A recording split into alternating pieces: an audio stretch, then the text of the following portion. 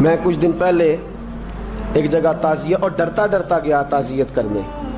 پرانے جاننے والے تھے, دوستوں کا رشتہ تھا, تو میں ایک ہی بیٹا تھا, تو وہ مجھے پتا چلا کہ ٹرین ایکسیڈنٹ میں انتقال کر گیا. تو میں ڈرتے ڈرتے گیا کیونکہ معاملہ مشکوک تھا. اور جب میں تعزیت کے لیے اندر پہنچا تو ہمارے جو انکل تھے, جن کا میرے دوست تھے, وہ ان کے کچھ عزیز کہنے لگا کہ حضرت جی آپ کے ساتھ والے باہر جا سکتے ہیں؟ تو میں نے کہا چلے جاتے ہیں. میں دوستوں کو گاڑی میں بھیج دیا, اور جب میں نے اس سے بات چیت کی, کہنے لگا میرا بیٹا ایکسیڈنٹ تو میں نے بنایا ہے, وہ تو خودکشی کر کے مرا ہے. شادی کے 11 سال بعد خدا نے ایک بیٹا دیا تھا, اور مجھ سے غلطی یہ ہوئی, میں نے کہا میرے بیٹے کو تکلیف کوئی نہ آئے. اس کے منہ سے جو نکلا میں نے اسے دیا, جو اس نے مانگا میں نے دیا. کہتا ہے جو شخص 16,000 مہینے کا کمائے اور بیٹے کو 40,000 کا موبائل خرید کے دے, کہتا ہے میں نے ہر سہولت اسے دی. پھر ایک امیر کی لڑکی سے یونیورسٹی میں پڑھتے ہوئے اس کا تعلق بنا. بچی کے میسج بھی میں نے اپنے موبائل, اس بچے کے موبائل میں دیکھے, اور اس لڑکے نے جو میسج سینڈ کیے وہ بھی میں نے دیکھے. پھر میں گھر پہنچ گیا, میں نے بیٹے سے منتیں کی کہ بیٹا وہ ہمیں رشتہ نہیں دیں گے, ہماری برادری بھی چھوٹی ہے اور ہمارے جیب میں پیسے بھی کوئی نہیں. پھر میں ان کے گھر گیا, بیٹا نہ مانا, اور میں نے اس شخص کو بلا کے کہا تیری بیٹی کے میسیج ہیں, خدا را خیال کر, اور تیرے تو 7 بچے ہیں, میری گود میں تو ایک ہی پھول کھلا ہے, میں کدھر جاؤں, خیال کر. اس نے کہا دوبارہ تو نے نام لیا تو ایسے کیس میں باپ بیٹے کو پھنساؤں گا کہ ساری زندگی نکل نہیں سکو گے. نے کہا میں نے بیٹے سے کہا کہ بیٹا میں نے پگڑی تک رکھی ہے پر مجھے رشتہ نہیں ملا, تو باز آ جا. کہنے لگا 3 راتیں میرا بیٹا سویا نہیں, اور مجھے کہنے لگا حضرت جی وہ 4تھی رات سویا ہے تو دوبارہ اٹھا نہیں. مجھے کہنے لگا مجھے اجازت دو کہ میں اس بیٹی کو بھی قتل کر دوں اور اس کا باپ بھی قتل کر دوں, میرا تو گھر اجڑ گیا نا. وہ کہنے لگا میں کبھی کبھی دوستوں کے پاس جا کے رات گزار لیتا ہوں اور میں اپنے دل کو سکون دے لیتا ہوں, لیکن اس کی ماں اس کے جوتے سینے سے لگائے پھرتی ہے, اس کی اماں اس کے پرانے کپڑے لے کے سینے سے لگائے پھرتی ہے. کہنے لگا حضرت جی کوئی کوشش کرو, کوئی دعا کرو کہ اللہ مہربانیاں کرے. میں کہہ تو نہیں سکا ان سے, لیکن میرے دل میں خیال آیا کہ کس نے کہا تھا کہ بچہ یونیورسٹی میں کو ایجوکیشن میں داخل کراؤ, کس نے کہا تھا کہ اس کے ہاتھ میں آگ کا انگارہ دو. میرے دوست, آپ تیز آنچ تیز آگ جلا کے اس کے قریب مکھن رکھو, اور پھر مکھن سے کہو کہ ڈلنا نہ, پھر مکھن سے کہو کہ پگھلنا نہ. بھئی تیز آگ قریب جلا دی اور تو کہتا ہے پگھلنا, یہ کیسا ممکن ہے؟ ہو سکتا ہے؟ بولیے نا, ہو سکتا ہے؟ لڑکا اور لڑکی کٹھے کالج میں پڑھیں, ایک کمرے میں رہیں, ایک چھت کے نیچے رہیں, ایک دوسرے کو دیکھیں, نام جانیں, فون نمبر پاس ہو, اور پھر کہنا کہ تم عشق کا چکر نہ لڑانا, کیسے ممکن ہے؟ اور بڑے سیانے بندے کہتے ہیں حضرت صاحب اعتماد ہونا چاہیے اولاد پہ. میرے نبی پاک کو اپنی بیویوں پہ اعتماد نہیں؟ عبداللہ ابن مکتوم نابینے سے ابھی آئے ہیں تو حضور نے فرمایا پردہ کر لو, حضور کو اعتماد نہیں؟ مصطفیٰ سے پاک گھر کسی کا ہو سکتا ہے؟ فرمایا پردہ کر لو, نقاب ڈالو. سونے وہ تو نابینا ہے, فرمایا تمہیں تو نظر آتا ہے نا, ڈالو نقاب. یہ اعتماد ہونا چاہیے. یہ کیسا اعتماد ہے کہ تو تیز آگ جلائے اور مکھن قریب رکھ کے اعتماد کر, یہ کیسا اعتماد ہے؟ ایک حدیث سنانے لگا, زندگی بھر بھولنا نہ, دل کی تختی پہ لکھنا یہ روایت. توجہ ہے آپ کی؟ جاگ رہے ہیں؟ باہر والوں کو میری بات کی سمجھ آ رہی ہے؟ حدیث سنانے لگا ہوں, ابن حجر اسقلانی حدیث لائے ہیں. رسول پاک صلی اللہ علیہ وسلم نے فرمایا جہاں مرد اور عورت اکیلے ہوں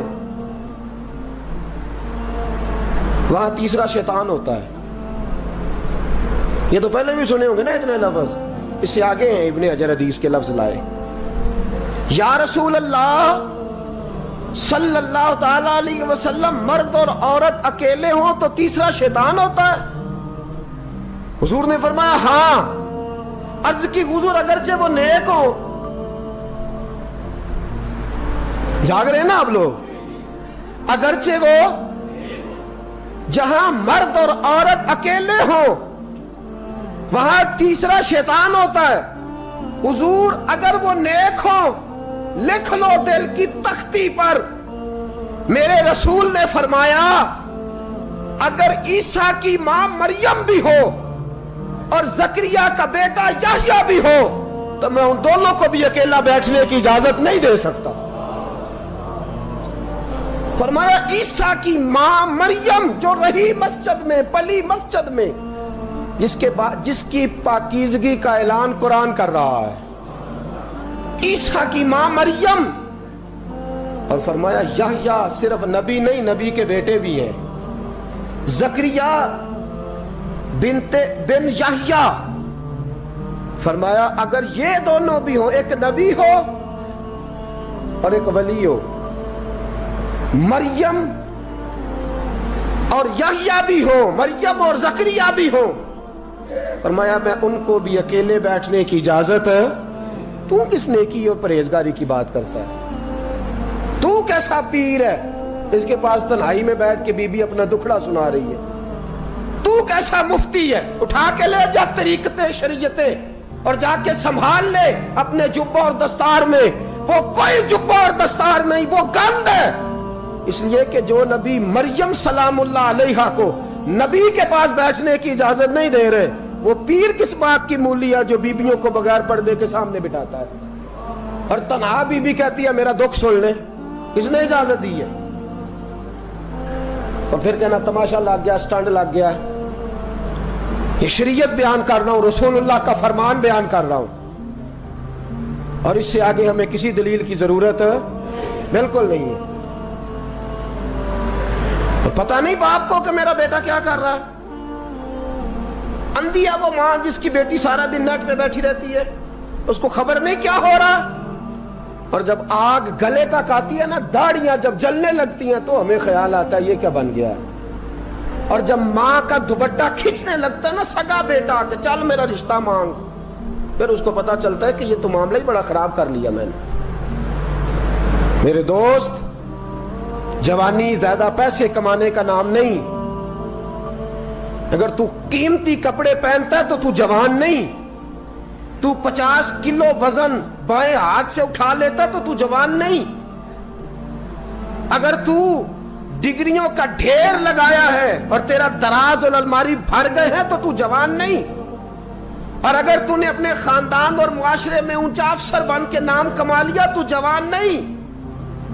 جوان اس کو کہتے ہیں جس کی جوانی پاکیزہ ہوتی ہے. جوان اس کو کہتے ہیں جس کی نظر جھکی ہوئی ہوتی ہے. جوان اس کو کہتے ہیں جو حیا کا پتلا ہو. جوان اس کو کہتے ہیں جو شرم کا پیکر ہو.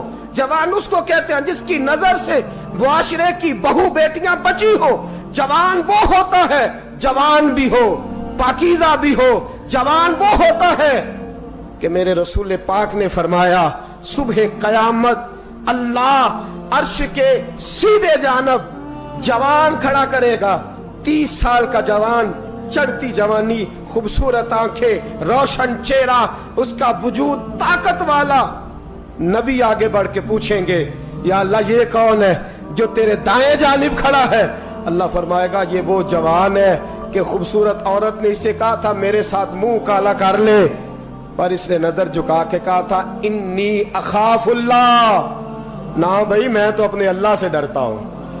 فرمایا یہ پاک جوانی والا ہے، یہ حاجی نہیں، نمازی نہیں، یہ ولی نہیں، یہ صوفی نہیں، یہ وہ نہیں جو غوث زماں ہو، قطب دورہ ہو، پیر طریقت نہیں، مفتی وقت نہیں.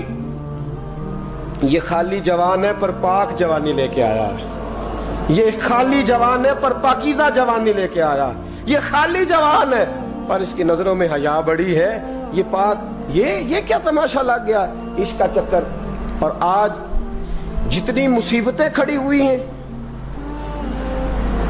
اس عشق مجازی کے روگ نے کھڑی کر دی ہیں.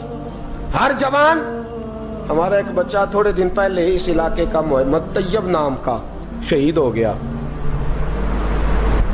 وہ ایک کونے میں رہنے والا, ایک محلے میں ایک چھوٹے سے کونے میں رہنے والا بچہ تھا نا. میرے ساتھ دوست موجود ہیں. صبح سے لے کر ساری رات میں افسوس کرتا رہا میں جنازے میں کیوں نہیں گیا, میں جنازے میں کیوں نہیں گیا. وہ بچہ پاک فوج کا وہ شہادت اختیار کر گیا تو فخر سے سر بلند کر گیا اپنا. لیکن جو بی بی کے لیے ساری رات روتے رہتے ہیں وہ شہید ہو سکیں گے؟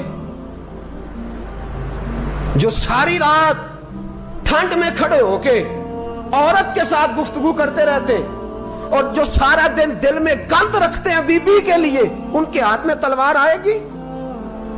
یہ بہو بیٹیوں کی عزتیں بچا سکیں گے؟